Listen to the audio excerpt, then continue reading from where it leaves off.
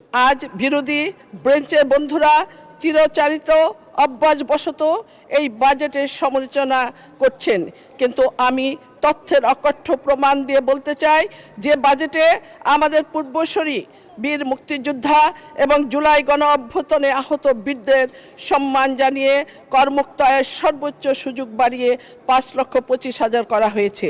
তাকে আপনারা কোন মুখে উন্নয়ন বিরোধী বলবেন? আমাদের সরকার প্রমাণ করেছে আমরা বীরের জাতি এবং বীরদের রক্তঝরা পরিশোধে আমাদের প্রিয় নেতা তারেক রহমান কতটা আপোষহীন। যারা এই বাজেটকে উচ্চবিলাসী বলছেন তারা আসলে শহীদ জিয়ার 19 দফা এবং আমাদের সরকারের 31 দফা শক্তি ও জনসমর্থনকে ভয় পায়। মাননীয় স্পিকার, আপনাকে ধন্যবাদ। মাননীয় স্পিকার, আমি 2026 এবং 27-এ এই বাজেট আলোচনা করতে যাচ্ছি। আমি প্রথমেই মহান রাব্বুল আলামিনের দরবারে লাখো কোটি শুকরিয়া জানাচ্ছি। মাননীয় স্পিকার, 2026-27 অর্থ বছরে এই ঐতিহাসিক স্বনির্ভর ও যুগান্তকারী জাতীয় বাজেট আলোচনায় অংশ নিতে পেরে আমি অত্যন্ত গর্বিত। আজ এই মহান সংসদে দাঁড়িয়ে আমি গভীর শ্রদ্ধা ও পরম কৃতজ্ঞতার সাথে স্মরণ করছি আধুনিক বাংলাদেশের রূপকার বহুদলীয় গণতন্ত্রের প্রবক্তা শহীদ প্রেসিডেন্ট জিয়াউর রহমানকে। শ্রদ্ধার সাথে স্মরণ করছি দেশ ও গণতন্ত্রের জন্য আজীবন আপোষী নেত্রী সাবেক সফল প্রধানমন্ত্রী দেশনেত্রী বেগম খালেদা জিয়াকে। একই সাথে আমি অভিনন্দন ও সশ্রদ্ধ সালাম জানাই আমাদের কোটি তরুণের স্বপ্নের সারথি দূরদর্শী রাষ্ট্রনায়ক মাননীয় প্রধানমন্ত্রী তারেক রহমানকে।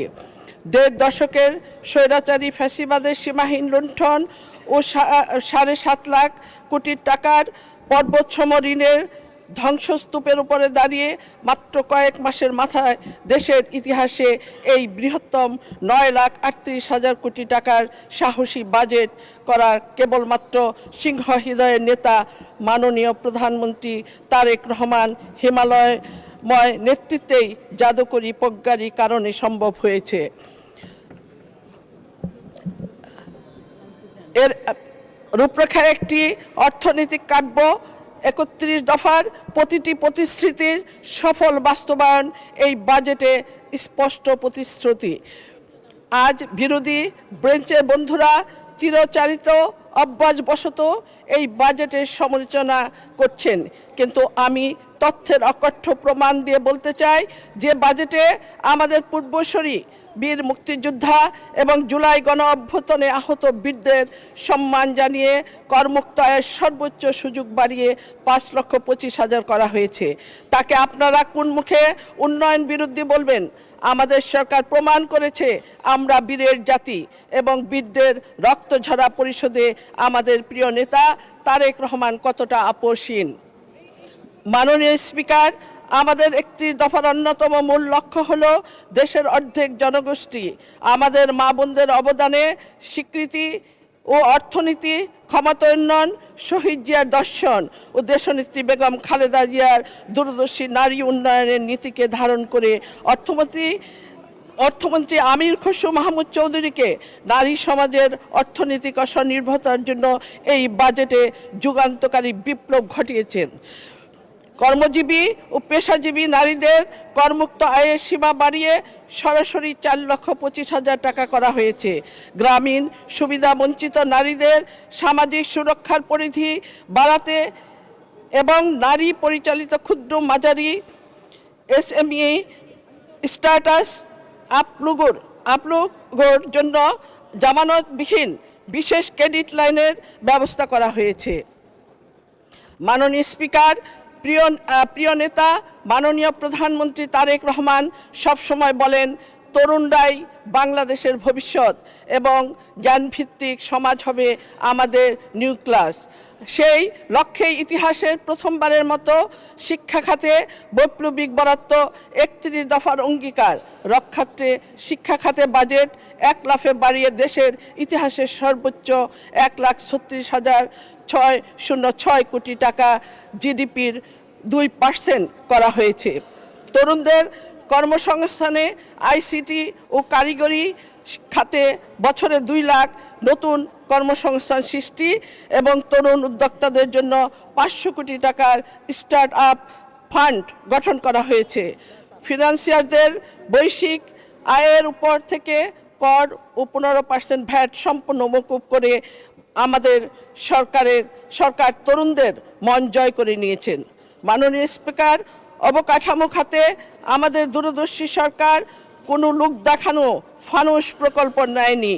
এই বাজেটে প্রকৃত অর্থনৈতিক করিডোর গড়ে তুলতে দ্বিতীয় যমুনা সেতু, তৃতীয় মেঘনা সেতু এবং ঢাকা চট্টগ্রাম এলিভেটেড এক্সপ্রেসওয়ে নির্মাণে যে দূরদর্শী পরিকল্পনা নেওয়া হয়েছে তা বাংলাদেশের যাতায়াত ও অর্থনীতিকে বিশ্ব মঞ্চে এক নতুন উচ্চতায় নিয়ে যাবেন। অন্যদিকে মাধ্যমিক ও সাধারণ মানুষের উপর চাপ কমাতে করমুক্ত আয়সীমা ও 3,50,000 টাকা থেকে বাড়িয়ে 3,75,000 টাকা করা হয়েছে এবং প্রান্তিক মানুষের জন্য মাত্র 15,000 কেজিতে চালের সুবিধা 15,000 কেজিতে চালের সুবিধা অব্যাহত রাখা হয়েছে।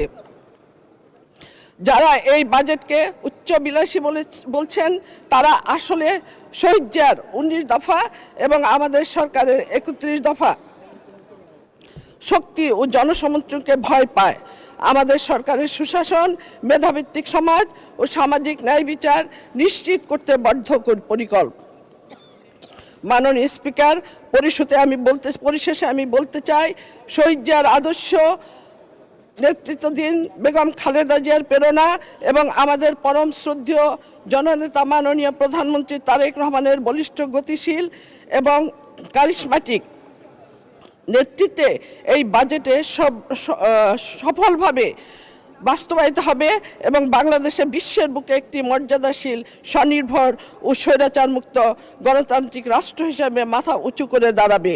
আমি 2026-27 অর্থ বছরে এই ঐতিহাসিক গণমুখী কল্যাণমুখী বাজেটকে সম্মতিক্রমে পাশ করার জন্য মহান সংসদের প্রতি উদাত্তর আহ্বান জানাচ্ছি।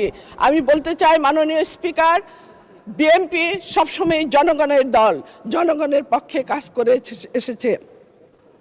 আমাদের মাননীয় প্রধানমন্ত্রী সবসময় বলে এসেছেন, আমরা করব কাজ, গর্ব দেশ, আমরা জাতীয়তাবাদী দল, সেই লক্ষ্যেই কাজ করেছি। আন্দোলনের সংগ্রামে আমরা ঐক্যবদ্ধভাবে কাজ করেছি। আগামীতে দেশ গড়ার শপথ নিয়ে আমরা ঐক্যবদ্ধভাবেই কাজ করব। মাননীয় স্পিকার, আমার সময় শেষ। আমি ধন্যবাদ জানাচ্ছি, আমি আর বাড়াতে বলবো না আপনাকে। ধন্যবাদ আমাকে আজকে আলোচনার জন্য সুযোগ দেওয়ার জন্য। ধন্যবাদ। আসসালামু আলাইকুম।